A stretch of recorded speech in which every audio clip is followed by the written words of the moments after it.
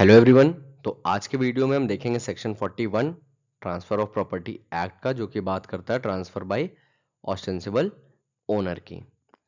तो जब से बेनामी ट्रांजैक्शन एक्ट आया है तब से ऑस्टेंसिबल ओनर का कोई कॉन्सेप्ट नहीं रह गया है, बट क्योंकि ये अभी भी सिलेबस में है तो for the sake of syllabus समझते हैं कि ऑस्टेंसिबल ओनर क्या होता है, क्योंकि इंपॉर्टेंट भी है, हमारे जुडिशरी एग्जाम्स में भी पूछा जाता है और सेमेस्टर्स में भी पूछा जाता है। तो ऑस्टेंसिबल ओनर हमारा डिफाइंड है सेक्शन 41 में ट्रांसफर ऑफ प्रॉपर्टी एक्ट के। ऑस्टेंसिबल ओनर का मतलब होता है अपेरेंट ओनर, मतलब जो कि रियल ओनर नहीं है और सिर्फ एक ओनर की तरह एक्ट कर रहा है फॉर द वर्ल्ड। तो एक इलस्ट्रेशन से समझ लेते हैं। ए ने प्रॉपर्टी खरीदी बी के नाम पे। ए ने क्या करा? प्रॉपर्टी खरीदी बी के नाम पे किसी मिस्टर सी से। ठीक है। प्रॉपर्टी कौन खरीद रहा है? ए। तो हमारा रियल ओनर कौन हो जाएगा? ए। क्यों? क्योंकि उसने पैसा दिया है, कंसिडरेशन दिया है, तो वो हमारा हो गया रियल ओनर। और हमारा ऑस्टेंसिबल ओनर कौन हो जाएगा? बी। क्योंकि पेपर पे ओनर कौन है? पेपर पे ओनर है हमारा बी। तो बी हमारा हो गया ऑस्टेंसिबल ओनर।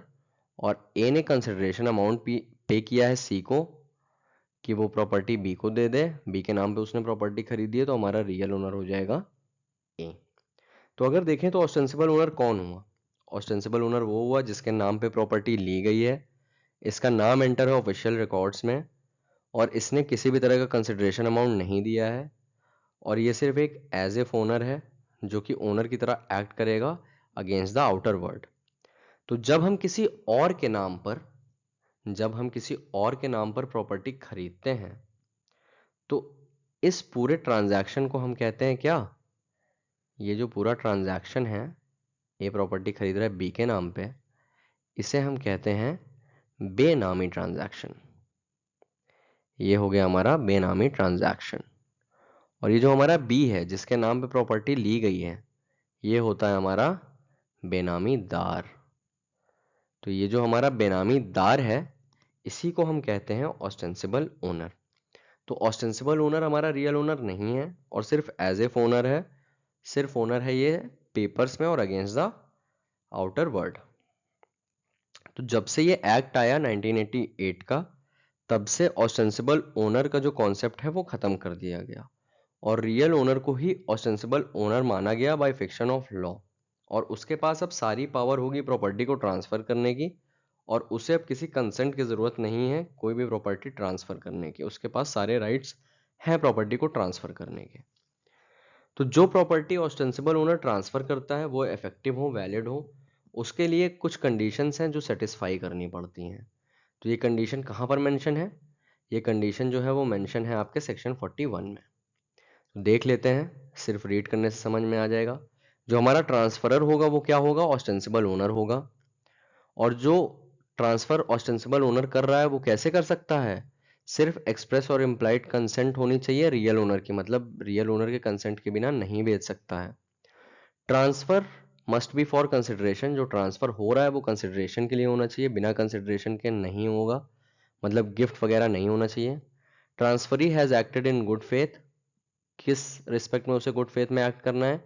कि उसने अथॉरिटी फाइंड करने की कोशिश करी है कि ट्रांसफरर जो है वो हमारा कॉम्पिटेंट है कि नहीं ट्रांसफर करने के लिए। तो ये आपको ऑस्टेंसिबल ओनर समझ में आ गया होगा। इसमें एक बहुत इंपॉर्टेंट केस लॉ है, चलिए केस लॉ देखते हैं। तो सेक्शन 41 का बेसिस एक केस लॉ पर है जिसका नाम है रामकुमार कुंदू वर्सेस मैक्विन। साइटेशन दिया हुआ है, आप यहां से कॉपी करके लिख लीजिएगा। फैक्ट्स देखते हैं केस के। तो एक अलेक्जेंडर नाम का आदमी था, उसने कैलकाता में प्रॉपर्टी खरीदी अपने मिस्ट्रेस बुन्नू बीबी के नाम पर। बाद में अलेक्जेंडर के लाइफ टाइम में ही बुन्नू बीबी ने प्रॉपर्टी राम धोनी को बेच दी, जो कि फादर था राम कुमार का। आगे रेफरेंस में आएगा तो रिलेट करते हुए चलिएगा। बुन्नू बीबी की डेथ के बाद मैक्वीन जो डॉटर थी अलेक्जेंडर और बुन्नू बीबी की, केस फाइल करती है राम धोनी के अगेंस्ट और बोलती है कि ये जो सेल है इसको वॉइड डिक्लेयर कर देना चाहिए। क्यों? क्योंकि ये जो सेल परफॉर्म करी गई है वो ऑस्टेंसिबल ओनर ने परफॉर्म करी है। ऑस्टेंसिबल ओनर कौन था? बुन्नू बीबी। और सेकेंडली कि अलेक्जेंडर ने विल के थ्रू प्रॉपर्टी मैक्विन मतलब अपनी लड़के के लिए छोड़ा था। तो यहाँ पर डिफेंडेंट ने क्या प्ली लिया? उसने प्ली लिया कि वो बोनाफाइड परचेजर है और उसे कोई इन्फॉर्मेशन नहीं थी बेनामी टाइटल का जो कि बुन्नो बीबी का है। ठीक है, तो फैक्ट समझ में आ गए। तो इसमें जो कैलकाता हाई कोर्ट थी उसने क्या करा, उसने फेवर पे दिया किसके, मैक्वीन को सपोर्ट किया और मैक्वीन के फेवर में डिसीजन दिया। लेकिन जो प्रिवी काउंसिल थी उसने फेवर दिया, उसने डिसीजन दिया राम कुमार के फेवर में। क्यों? क्योंकि प्रिवी काउंसिल ने बोला कि अगर सेल ऑस्टेंसिबल ओनर ने भी करी है तब भी जो है रियल ओनर से उसे कंसेंट मिली हुई थी और वो अगेंस्ट द वर्ड रिप्रेजेंट कर रही थी कि वही ओनर है, इसलिए जो सेल है वो वैलिड होगी। तो इस केस के फैक्ट्स इतने ही थे और प्रिवी काउंसिल ने जो है डिसीजन किसके फेवर में दिया था, राम कुमार के फेवर में। आगे देखते हैं। तो जया दयाल पुदार वर्सेस बीबी हजारा के केस में सुप्रीम कोर्ट ने क्या हेल्ड किया। सुप्रीम कोर्ट ने हेल्ड किया कि पर्सन ऑस्टेंसिबल ओनर है या नहीं है ये डिसाइड होगा केस के फैक्ट से, क्योंकि ये एक सब्जेक्टिव क्वेश्चन है। और जो लॉ इनकॉर्पोरेट है सेक्शन 41 में, मतलब जैसा लॉ सेक्शन 41 में है वैसा ही हमको कहाँ देखने को मिलता है, वो हमको देखने को मिलता है रूल ऑफ स्टॉपेल में। और स्टॉपेल कहाँ दिया हुआ है, आपके सेक्शन 115 में इंडियन एविडेंस एक्ट के।